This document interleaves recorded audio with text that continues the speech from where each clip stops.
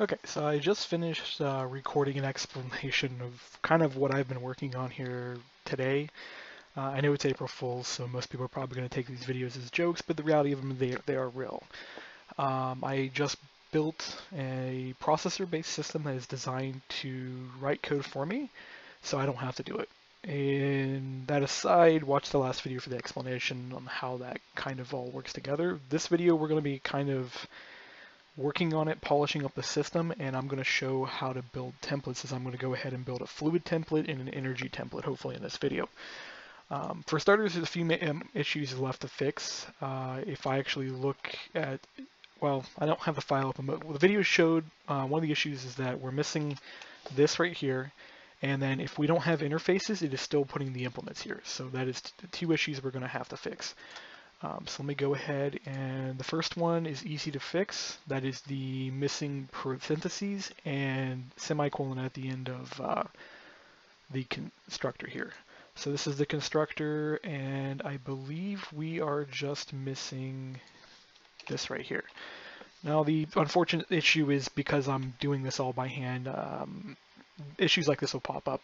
Eventually this will be entirely template driven. So there'll be a template file to define how a constructor works. There'll be a template file that defines how fields look and methods look, and it'll be a lot less sloppy like this, because in reality this is sloppy, but for about 7 hours of work, actually it's a lot less than 7 hours as I watched YouTube and everything else why I did this. I also took repeated breaks and even hit up the store for food. So yeah, probably less than that. I'm gonna estimate 4, maybe lower. Not bad. I mean, I did have experience with this anyways. I built the Wiki builders built literally identical. You take a template in and you build this. And I'm probably going to go code or abstract out as much code out of the Wiki builder as possible. That way I can make this even more template driven than it already is, which will in reality look much nicer if I get the templates all looking really good. And then from that we can actually build much stronger class files. But moving back, we need to fix the interfaces. The interfaces are down in the header. So yeah, what we managed to do by mistake is we did a null check, and I need to do is empty check. We're going to create another test tile here because I want to test an empty. So we're going to call this tile test empty. And what this will be is we're just going to do this, and this will be tile entity wrapper test empty is what this will be called. And tile or code gen test tile, and then we'll do empty. Remove our code here, remove this stuff, and we don't need anything because, well, it's not going to do anything. I may add some right-click code on here just so when we get it loaded up into the game we can confirm that it is the correct node. We'll do the same thing here. We're going to rename this class file to test inventory. And we're going to change this to test inventory as well.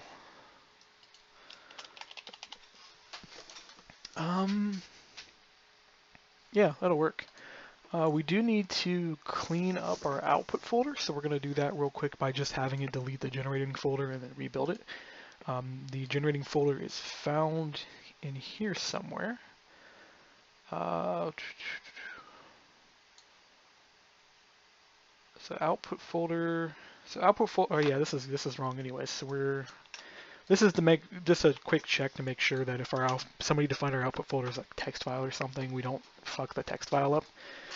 We want this to be as least destructive as possible because we are working in the live code base, and if we fuck the live code base up on our build server, then the output file is going to be screwballed everywhere. Luckily, this is designed to run in such a way that it will never get pushed to GitHub unless somebody makes a cron job and messes that up. We may end up getting to that point eventually where we have cron jobs that will auto-build this, but that's a whole other story, and I don't want to deal with that now because reality of it, I'll have to pull dmod in on that one. So we want to pretty much delete the folder and remake it output folder dot delete. And then hopefully whoever made this isn't going to use the delete or isn't going to use the output folder for something that isn't meant to be what it's used for.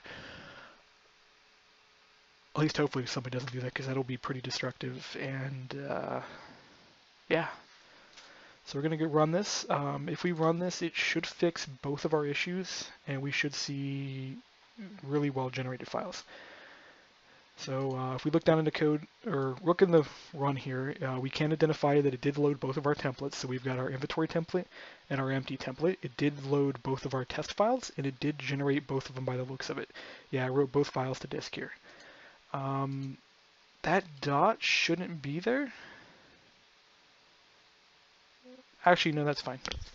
I just need to fix the working directory. Right now, the only way I'm getting the working directory is I'm going new file and putting a dot in the new file.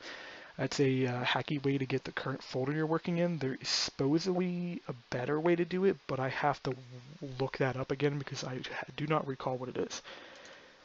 And right now we're focusing on just getting the functionality to work.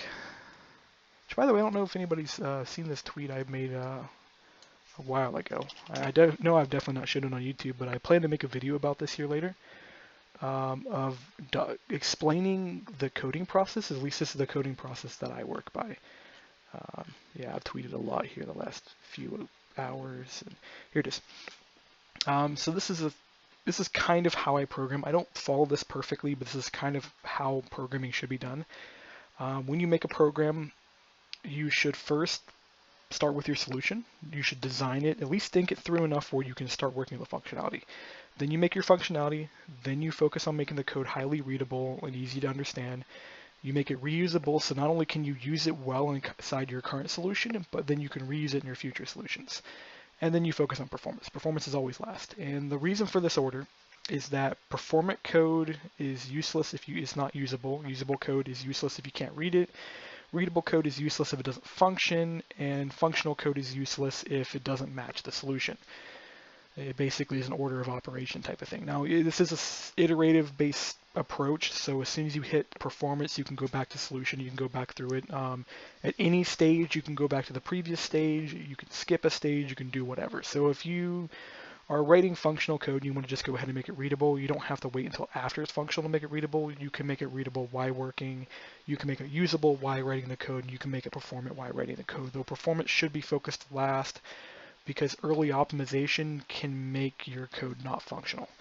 It's a big loop, but I'll make a video explaining this later. Right now, we need to focus on getting the whole system here to work. So let's go check our system. I've basically got this huge folder here. Code generator is where the generator currently is. Templates are where the templates are at. There's nothing in test related to the generator, but it's test folder. Then we have our main where our actual code is. Archive, which is old junk. API, which is stuff that we need for compile but is not shipped with our code. That's basically things like the mechanism API and stuff like that. If we actually open it up, yeah, mechanism and AE is in there too. For those that are not familiar with developing, that's how you're supposed to do your APIs. But if we go into my main method, I do ship a few things. I ship CFOH and I ship BuiltCraft because the code I need can't function without them. It's the unfortunate thing. But moving back, so we go generated here, and we're going to go look to see what our stuff looks like. Now we can see from our thing that it is picking the correct folder. We do have an extra thing in here. So it did not delete the folder correctly. And did we get an error? I don't think we got an error. Did we?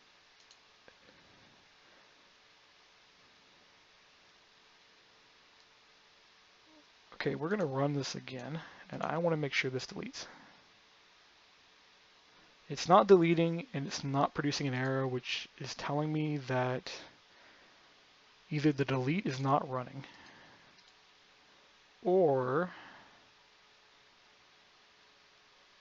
it's being tied up. Let's see what this does.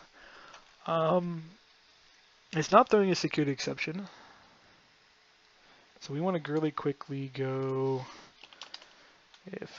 if not deleted. And then we can leave the make directories because this is, interestingly, you can run this in newer versions of the job without crashing. Older versions, I believe, would crash. So we just want to put a logger here saying, hey, it didn't delete the folder. Failed to delete output folder.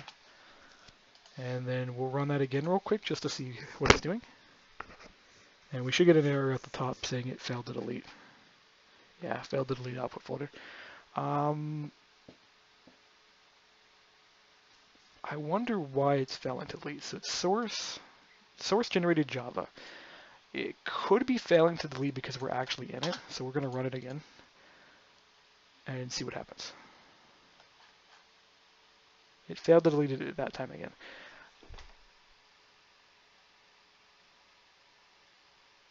I am not quite sure why this isn't working. It is not really important. The only reason I want to delete it is because we're having this issue right here where this file exists, but we actually just renamed that to test inventory. So if you had renamed a file, you would have junk data in there, which then would make your final jar file have either extra files in it or cause issues.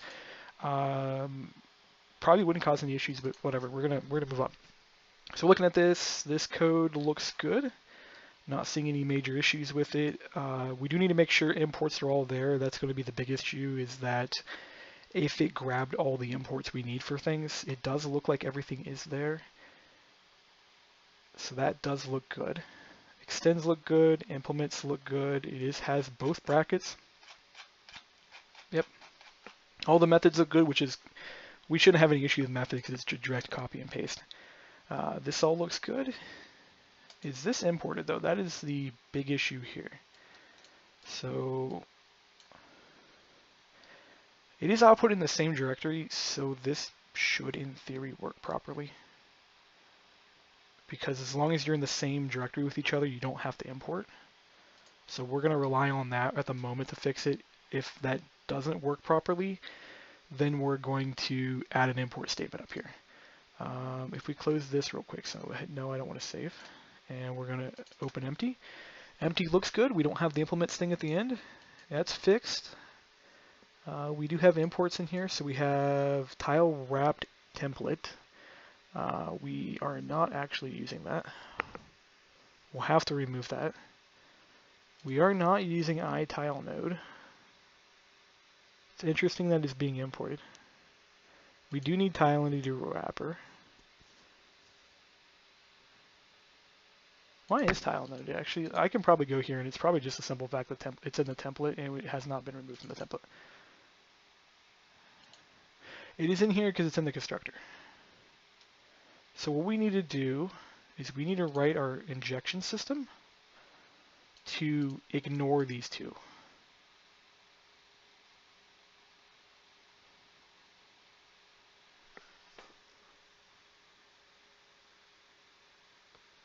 Because highly likely, actually we're just going to program it to ignore this statement. So if this exists, then this needs to go away. The node part won't cause a problem. This will, because this will not be included in the ship jar.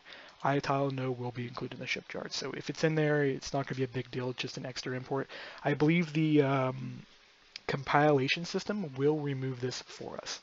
It'll go, hey, it's an unused import, so therefore we're not going to put it in there. At least that's a theory. I have seen that not happen before. So we need to go to our import statement. And we need to go find it real quick. So there's crate headers of where the import statement is. A real easy way to do this is just go interfaces.add, and we just add this. So if it's in the interface list, it'll go here and it'll go if it's not contained. So in this case, it's already contained in the interface list. It'll be ignored. Add ignored files. So that should work, and if we hit run, we should not see those files. We see that in import. In theory, hit yes and hit yes. I think, yeah, they're still both in there.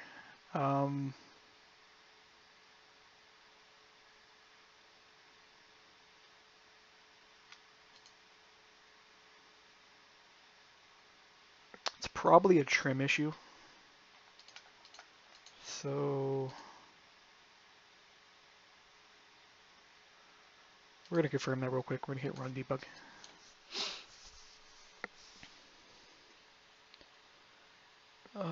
That's another debug because I was trying to fix the methods or something. Oh, we're in the wrong spot. You know why? That's why it's not working. We need to fix the imports, and we're sitting with the this is where I need more sleep. Simple mistakes. Okay, so it's imports I want to ignore.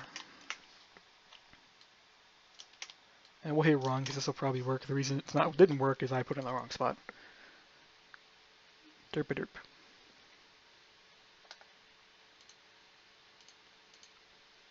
Okay, they're both gone.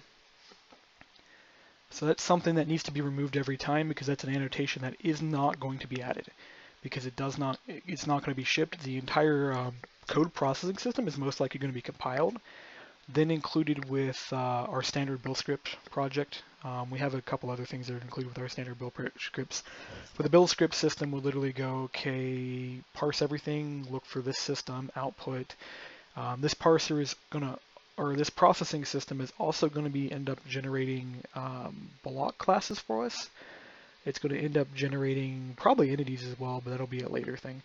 But the more important thing is going to generate a registry class, or rather it's going to inject into a registry class because you'll make that registry class. You'll put the methods in there. You'll call the methods from your mod class.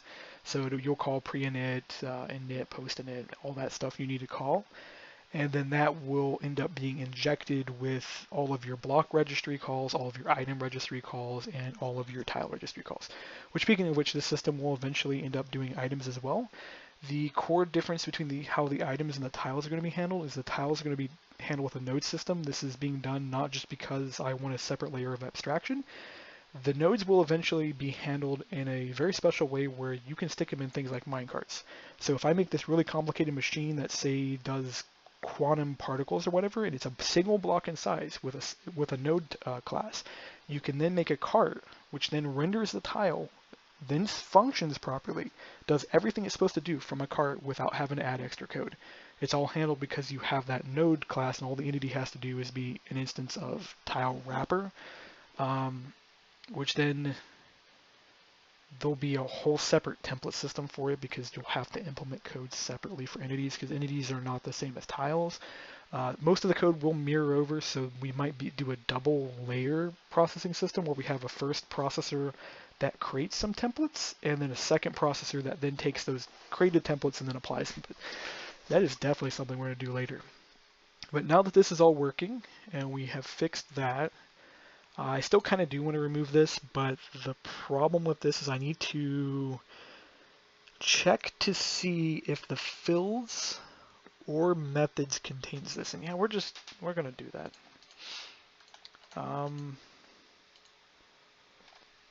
This is kind of a slow way to do this because the contains check is not the fastest thing in the world. So it does add a few milliseconds to our processing time. I'll profile it later to figure out just how much that is, but it's enough that I'm concerned about it, but not enough that I'm going to fix it at the moment. So with this, we just need to do...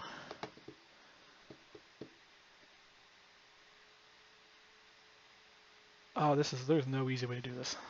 So we're going to go Boolean contains iTile node import.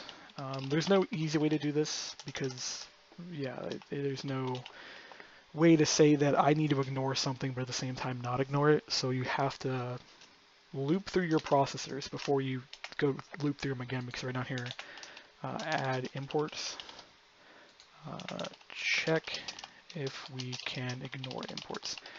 How this will actually end up working here later is I can come down here and separate this out, put this down here, and then I can check every spot in my field. This is one of the reasons I actually want to separate out the fields and methods, because if I can separate out the fields and methods, I can then go, okay, do methods contain an entry for this interface? If they don't, we ignore that interface. It'll be kind of like interface optimization that Eclipse and IntelliJ has, but slightly different because Eclipse and IntelliJ can handle it a little better than I can. But we'll do this at a later date. I pretty much realize I'm saying that about everything, but we're going to do the simple way first. We're going to go if processor dot filled body doesn't equal null. Then we want to do, okay, actually I'm going to do it this way. Processor dot filled body dot contains pretty much iTile node is what we were looking for. So let me open the class up real quick and make sure I copy and paste it. And the stupid thing is I'm kind of hard coding all this stuff. I kind of need to create an ignore list later, but I need to do quite a few things, because if we hard code this everywhere, we're gonna lose track of what we have hard coded. If we ever rename anything, or if we ever need to do other things, we're not gonna know where all the hard coded stuff is. But for the moment, it's gonna be hard coded because that's an easy way to do it. So if we go this, contains tile import equals true, and then we just want to exit our loop. And we're going to do the same thing down here for our method. So we're going to go if method body equals null, which it's never going to be null, because if it's null, then it's a crappy processor. There really shouldn't be a processor that just adds fields to your object. Well, actually, I take it back, because I think OP Computer does a field-based system. But yeah. I'm going to go if contains tile entity import, then we're going to do this. So we're going to grab this thing, and we're going to add an import in here that we need to ignore, which will be this whole line, and put it here. And if we run this, it should ignore those lines because they're not contained anywhere else in the field body.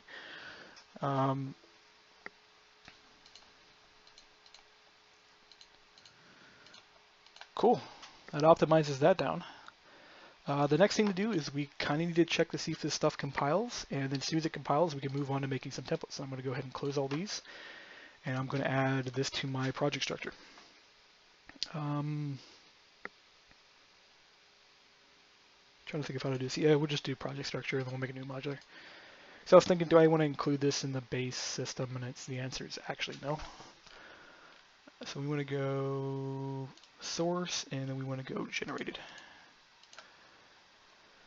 And this will be VE generated. And yeah, we want to make sure our project thing is outside of our source package. We do need to delete that source folder. So we'll unmark it as source folder, hit apply. And then I need to go up here and get rid of that file. And dependencies is it needs to depend on the engine at a large. And then it needs to depend on the code generator. And we should see down here should be VE generated. And if we open this up,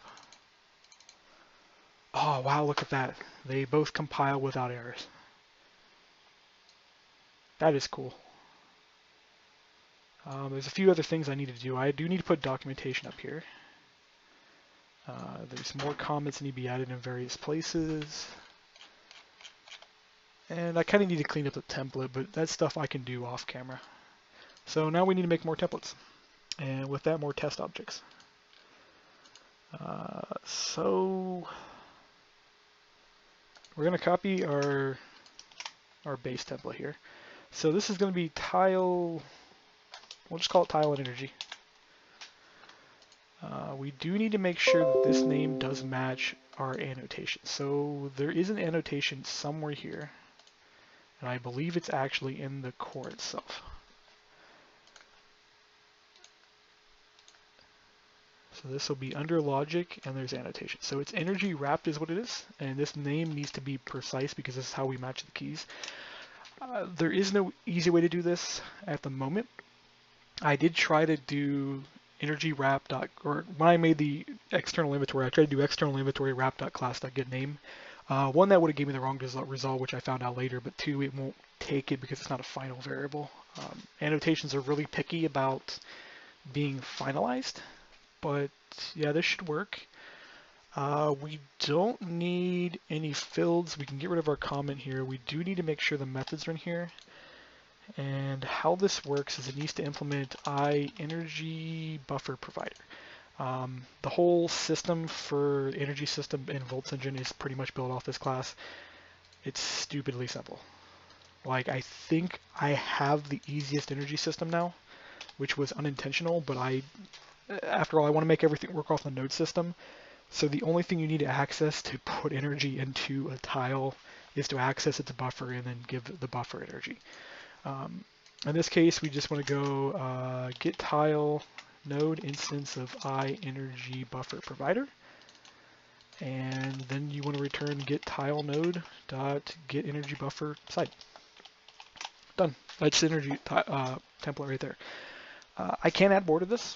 I can add RF support built right onto this, which I'll have to go copy code from somewhere because I already have the RF code built out to interact with the buffer. I just have to go copy it because I don't want to rewrite it from scratch because there's a certain way you have to call certain methods in order to get it to convert because it's not I don't think it's a one-to-one between RF and UE energy. I could be wrong. I know one of the systems is a one-to-one, I just can't remember which. It's most likely RF because I know we're not a one-to-one with IC2. And I know we're not a one-to-one with BuiltCraft's energy, even though I know BuiltCraft's energy went away and it's now RF. And I think there's only one other energy system, which is Tesla right now. I haven't even looked at their code. But this is done. So we can make a test tile real quick. So we need to go back up to here and we make a test. We're going to copy the test empty and we're going to call this test energy.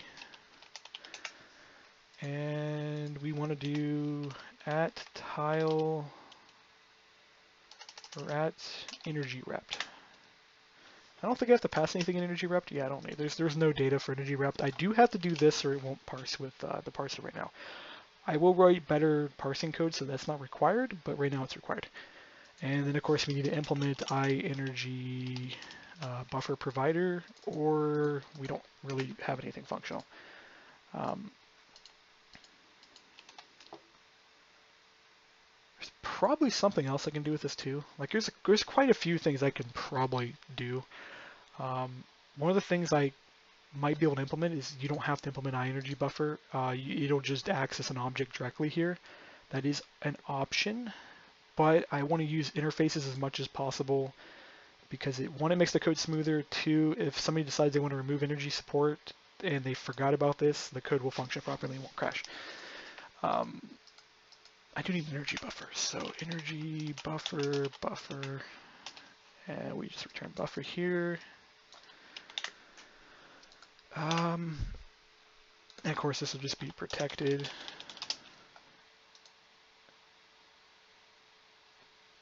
Yeah, and one thing to note with these is these aren't inherited because the parser doesn't know how to do inheritance and probably will never know how to do inheritance.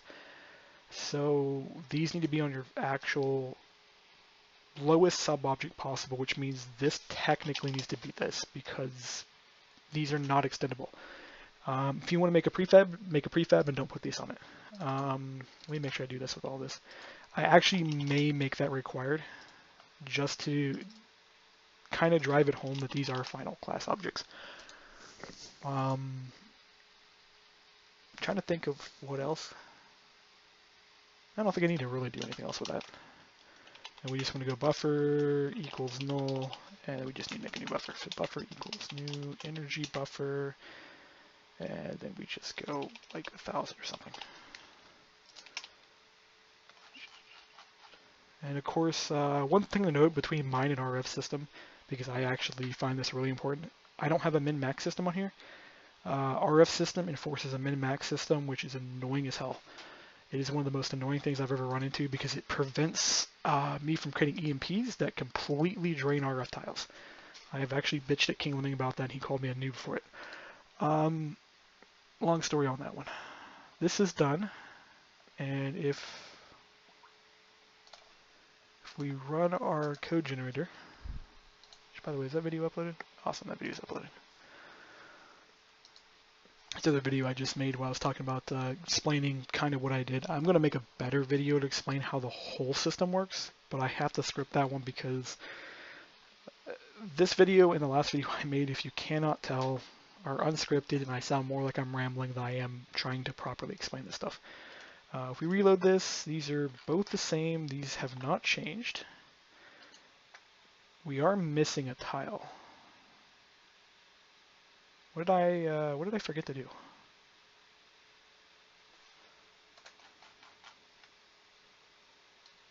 Okay, it has identified multiple templates. This is the energy wrap template. Okay.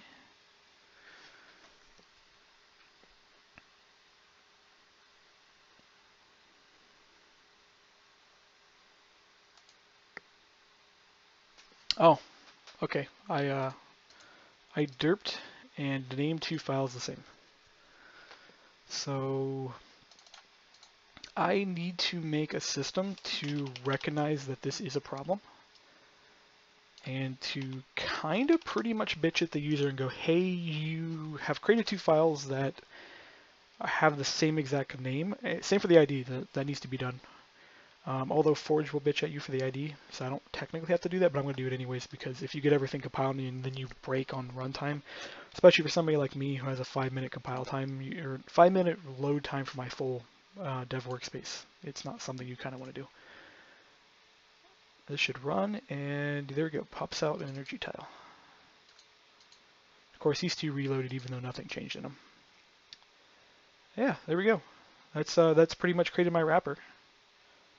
And of course, that's a functional class, and if we go over here, it is loaded in our generator. There it is, compiles, we're all good. Now, just to show the whole processor does work properly, I'm going to make another tile that is a mimic of both systems. So we're going to do this, and then I'm going to copy this code here. Actually, I only need this part. Put that here. I do need this stuff. Put that there. And then, of course, I need this.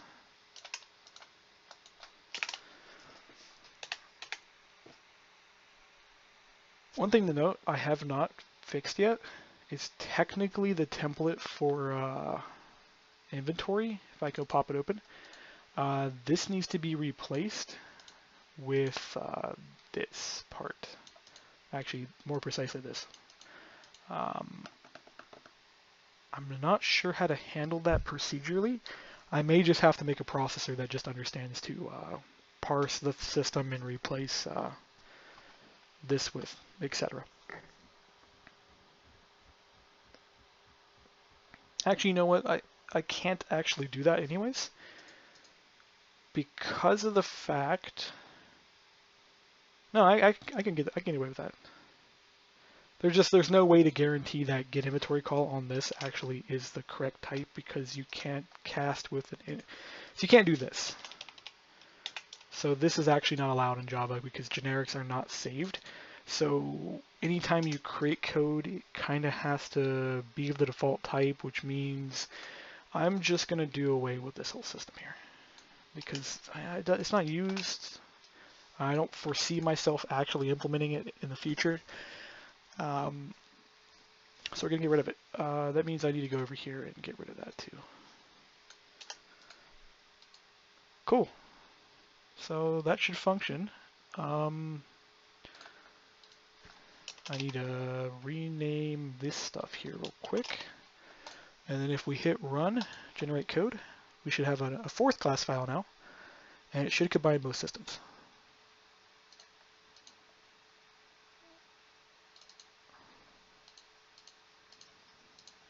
Yep. There's our interfaces. There's all our stuff. Here are our methods from Energy Wrapper, and here are our methods from this. And if we open it up, it should have compiled correctly. Yes. This actually shows the full strength of the system, because now if I wanted to add a fluid tank to this, if I wanted to add anything else to this, it shows that the code functions perfectly fine. And this is going to save me so much work. Just absolutely a massive amount of work is going to be saved with this. Just think of the multi-block code by itself.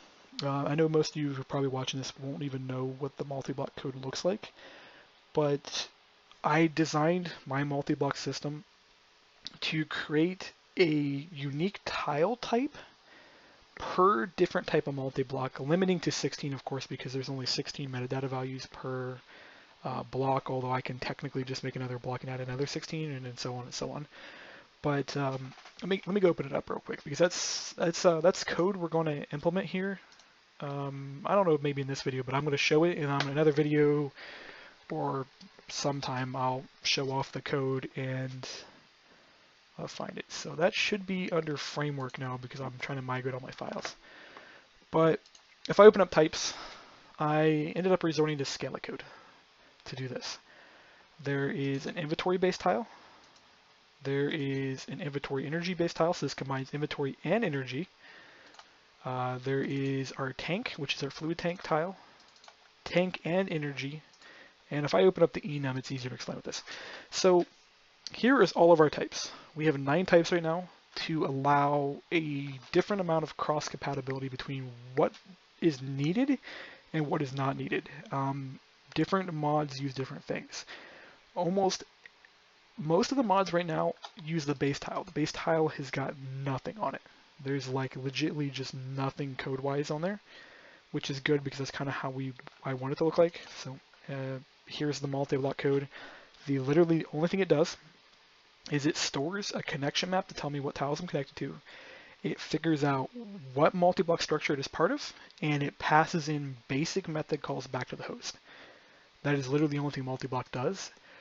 But say I want to have fluid tank support on my multi-block, so if you can connect a pipe anywhere on there, then you have to add fluid block code. But if you don't want to have fluid pipes connect to any part of the multi-block, then you need to separate out that code individually. This is where this system kind of got into its infancy of making the processor, is that I was doing this by hand and making stuff like this. This is Scala code. Scala code is a solution to do multi-inheritance, and it does work pretty well, and if you can stand coding in Scala, it works.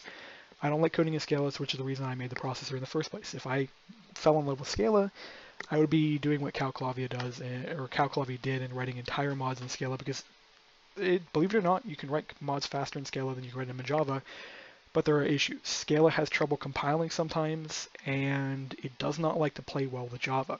If you're writing solely in Scala, your mod works. If you're writing in Java and in Scala, Scala code can call Java code pretty good most of the time. It doesn't really have issues. It's the other way around. If I try to call Scala code from Java is when it starts to get ugly. A couple of my videos I've probably noted how this works, and you end up with things like if I want to access a field, I have to call the field name underscore money sign EQ and then both parentheses. So you call it like a method. That's how they've kind of implemented Scala, is its method calls in Java. But yeah, on top of that, you have to do traits. This is the trait to implement fluid code.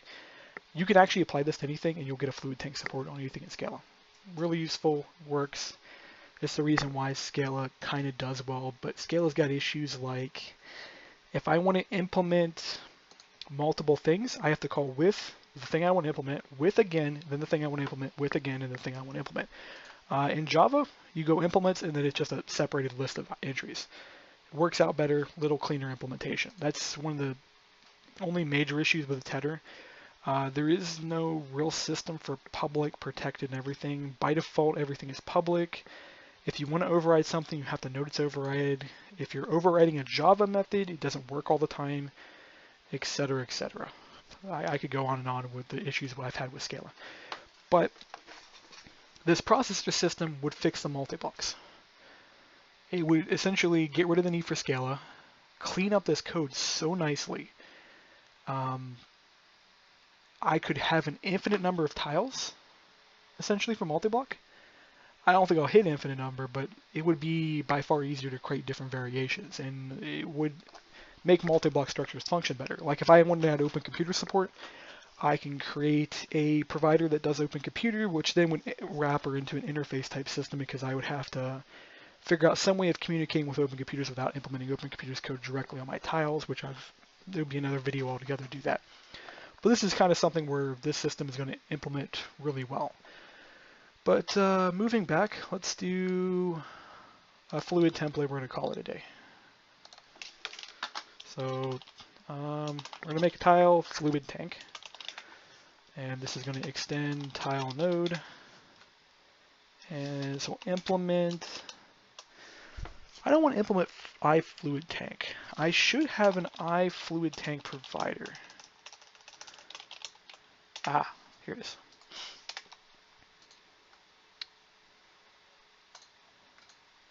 So this means I just need a fluid tank, and of course it just wants a standard fluid tank. So fluid tank equals, we're not going to initiate the tank right away. So we're going to go if tank equals null, then we'll initialize it. So you kind of want to lazy init things if you get a chance to, because it saves you a little bit of time creating new tiles.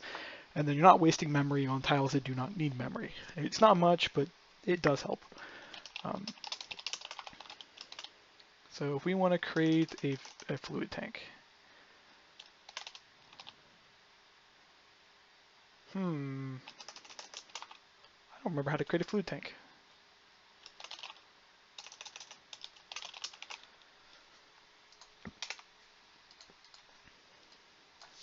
It would help if I spell it correctly. Ah, there is a fluid tank class. Okay, so it wants an integer, which is the capacity. We're going to set this to 1 bucket, which is 1,000 millibuckets. And that should work. Oh, and I need a fluid tank here. That's why that isn't working. And then we return tank, and that's our code for our fluid tank right there when it comes to the logic tile. And of course, if you were doing some kind of machine, this wouldn't be all you had in here. You would have an update method that would do something with a fluid tank, unless you're quite literally making a tank, which then this would be it. You would just then probably have a filter method called just to say what fluids you can accept. The beauty of this is instead of creating all of my filter logic on this tile itself, I could create something called a filter tank, and then that filter tank there could be a list of accepted fluids. And I would just go new tank, and then I would go tank.add accepted fluid, and it would be like milk or accepted fluid lava, and it'd be done. I don't think I have those prefabs for filter tanks anymore. I used to once upon a time, but I haven't messed with fluid code in such a long time that I probably deleted them. But we're done with this mostly. I do need to create some annotations here. Actually, I don't want to be in the template class. I want to be here. I want to grab this. So we need to create our names here. I'm probably going to build some kind of system here where you only have to specify one of these. Like if you specify the class name, it will set the ID to be equivalent to the class name minus the tile entity in it. If you set the ID, it'll just uppercase the first one and put tile entity in front of it. But that's where I'm talking about polish. Protected, put that on there. Then we need to create our template. So just copy our template class again, and this will be tile fluid tank. Oh, did I accidentally create this? Yeah, I did create this in the wrong package. So this needs to be down here. And then I need to create a template again, and then we need to make this. So this will be tile fluid tank. And I technically need to rename all these because it's misleading. These are technically templates, but we're naming them as if they're tiles. So somebody's going to come through here, and if they skip reading the package name for whatever reason, they'll go, oh, here's his energy tile and stuff, and I'll just go ahead and extend that to make my next object. Technically, you could extend this, and this would function perfectly fine, except you'd be a tile entity wrapper, which wouldn't hurt anything as long as you kind of still use the node system, which would be pointless. But yeah, these aren't meant to be extended. I can fix that by just making this private on the top here. Because the parser doesn't give a crap what this is, making this private would prevent these from being extended, which I might do later. I can also put final on them too, which would prevent them from being extended as well, but then there would be so many other issues with that. When we go fluid template here, we need to junk all of this here. And then I need to do implements I fluid tank. I fluid tank. And then implements methods. Of course, we need to make sure that we have our header and footer piece here so that way it understands where the methods start and where they end. And we pretty much need to create a get tank method. So this will be protected because we don't want to access this externally. So this will be fluid tank, get fluid tank.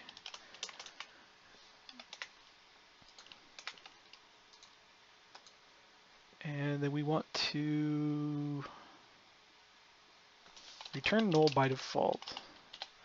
Then we're going to go if tile, or actually if get tile node, is instance of my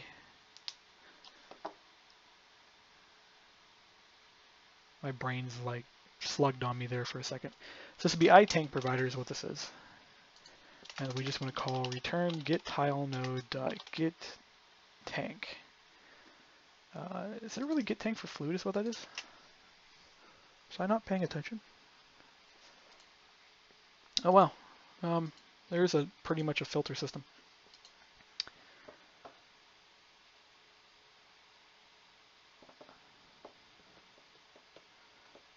Return null. So I mean we'll just put null in here. So null would be the global tank is what this would be.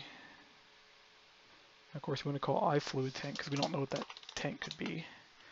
So we want to get tank. Actually we're going to do fluid here. That way we can attempt to try to make this function properly. By default we're going to go iFluid tank equals get fluid tank. And this is null. When did they add this whole fluid stack here? Oh, you know what I messed up? I got the wrong interface. So this should be iFluid handler is what this is. And this needs to be gotten rid of because I need different methods. That's more proper. Okay. So this removes the confusion because almost all of these methods will provide a fluid. So like can fill, can drain provide a fluid. Drain does not provide a fluid, but that means we just need to grab default.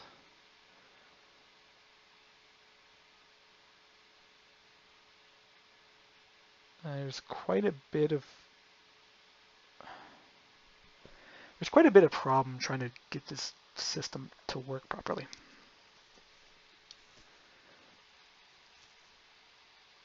Because that's the issue I never really liked about the fluid handler is that it's designed with the ideal in mind that you have one fluid tank, but then at the same time it's got this method down here, get fluid tank info, which then assumes you actually have multiple tanks.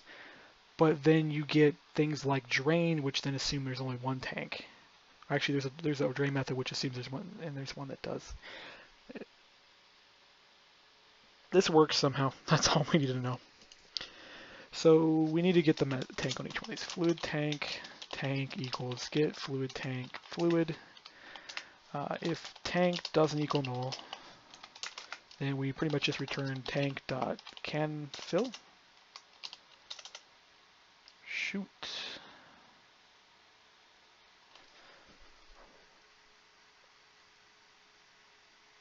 You know what? I need to figure out if I have a template that's already made with this. So we're going to find usage. And we do already have a template. Okay. No, wait, where this is the class we're in. Definitely going to have to get more sleep after this. To do... Cool. There's some scale implementation. So we'll have to read some Scala code, but that won't be too horrible.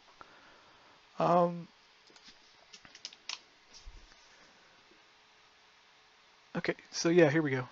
This is scale implementation, which won't be a pain to read.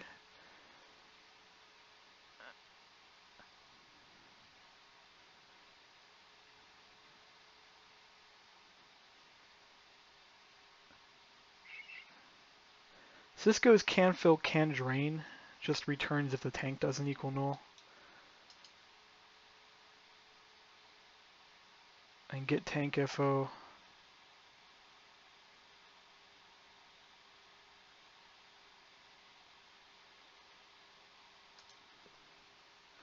I have no clue what that comment was. So this, yeah, so it's just wrapping all this method calls. So we're going to have to just... So if we actually go tank, so what we can do here is we can go fill. There's not a resource there.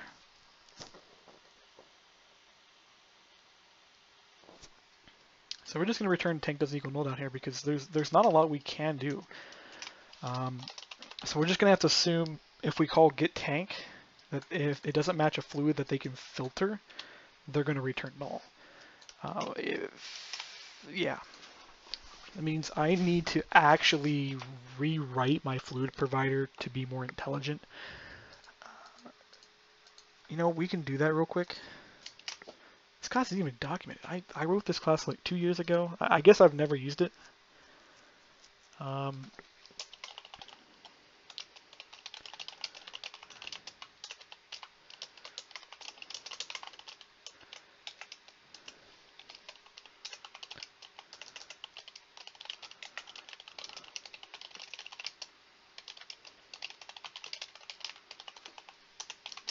We'll just kind of, no, actually that's improper. Allows access to an internal fluid tank. Gets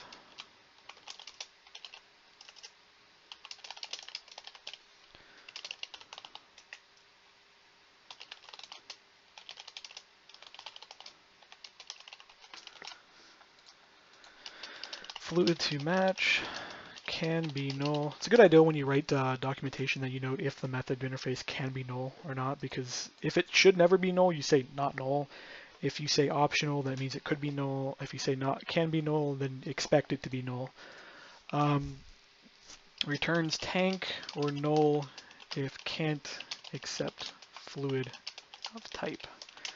And what we want to do in here is we want to implement a kind of can fill and can drain style check. I also want to put a directional system on here, so we're going to want to do this forge direction because we don't have a direction-based system on here, and it's pray I'm not using this for something else. You know, we can fix this to make it backwards compatible because backwards compatibility is important. Get tank for fluid, and then we want to just do fluid. And we want to make a default method, and then we want to go, no, actually we want to do the, yeah, we'll just do this.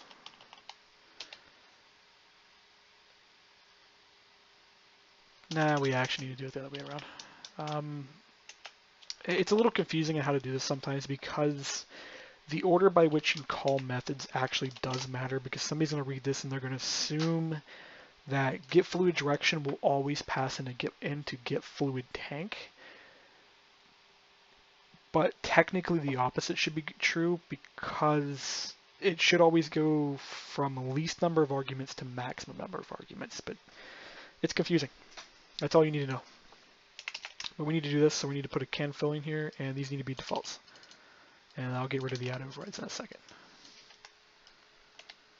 So this just needs to be get fluid tank from direction.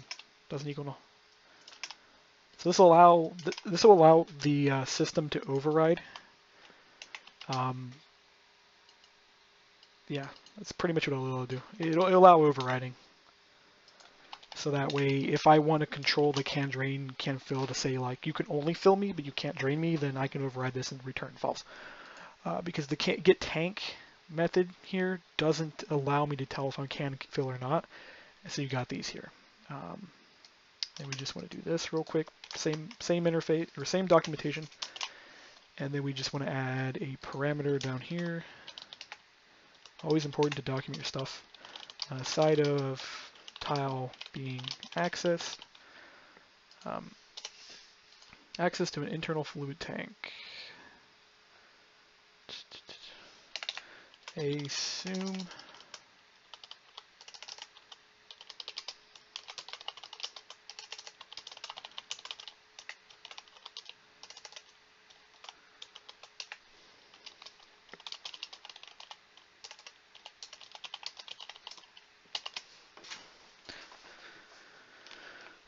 then technically this should never be null, so this is just going to do checks if the tile can be filled.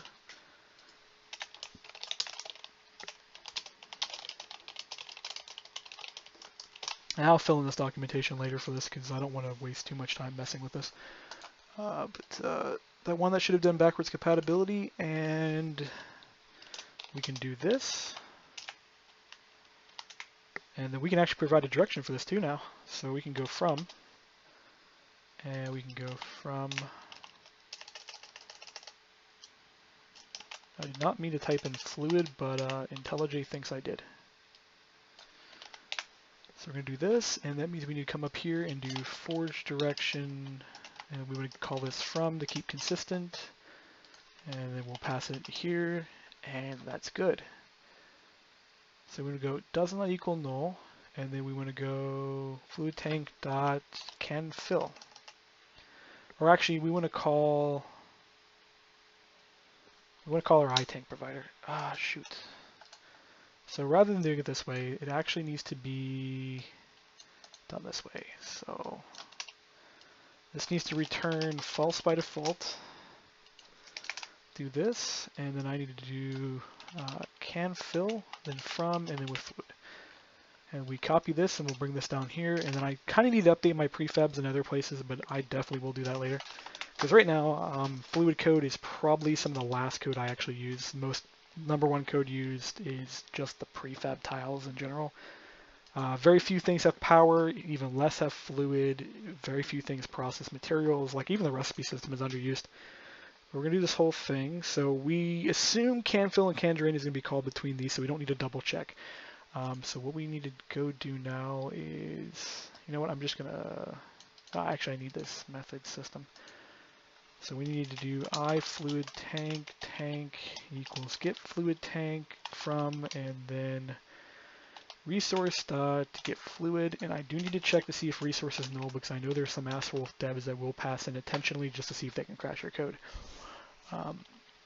Resource doesn't equal null. Believe it or not, I have actually met devs that will go, oh, it's my job to test your code for you. And it's like, don't test my code in a live environment. That is dumb. I'm trying to remember what dev did that to me last. He went through and literally, he wrote something, it wasn't intentionally to mess with my code, but he wrote something that intentionally went through and fucked with every single tile possible to attempt to break the game. But it was, instead of it being built into a library where you could understand that a user would install a library to test stability of the mods, he put it directly into a large mod. I don't remember which one of the large mods it is. But tank.fill, resource, and do fill. There we go. And here we just want to do the same thing, except instead of calling fill, it'll be drain. So in this case, we do need to check to see if the fluid in the tank matches. So we go tank.getFluid doesn't equal null, and we would go tank.getFluid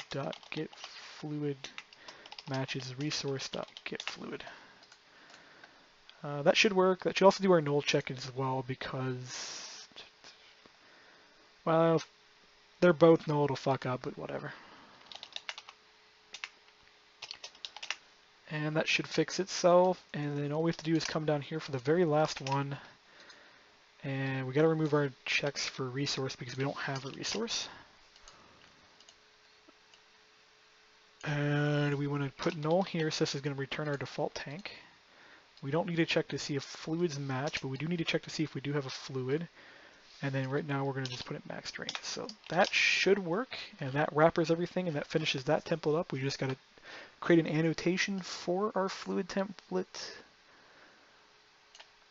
and then we're done. So,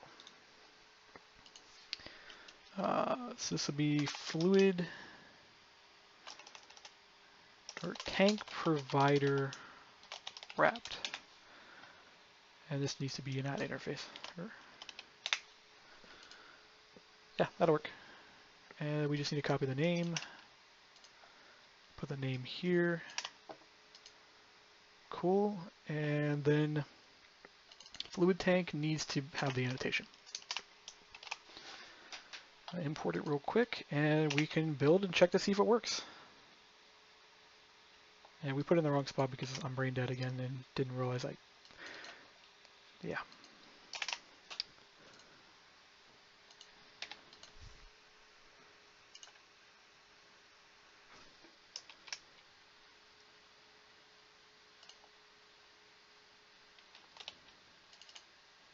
Yeah, we're gonna have to make this run the other way around. God damn it. So this needs to be get tank for fluid and then fluid.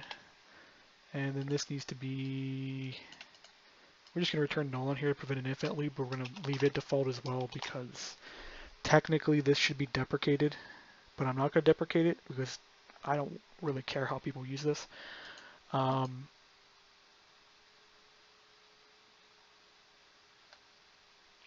But we need this to be default for backwards compatibility, and we need this method for forward compatibility. So yeah. Get fluid, back and forth. Okay. This should work. If we hit run, it should generate, and we can call this an end of the video.